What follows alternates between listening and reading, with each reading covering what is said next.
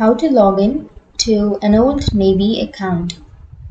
So if you want to log in to an Old Navy account, then first of all you have to open up a browser, any browser that you're comfortable with. I'm here with Google Chrome browser, and now on the search bar you have to search for Old Navy, and you have to click on this search which says oldnavy.gap.com.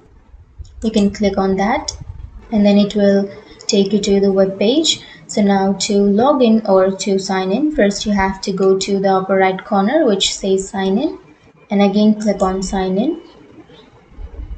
And now to sign in, first you have to enter your email address, and after entering your email address you have to click on continue, and then you have to enter your password. But if you forgot your password and if you want to reset your password, then you can click on forgot your password and you can reset or recover your password. But if you remember your password, then simply enter your password and you have to click on sign in.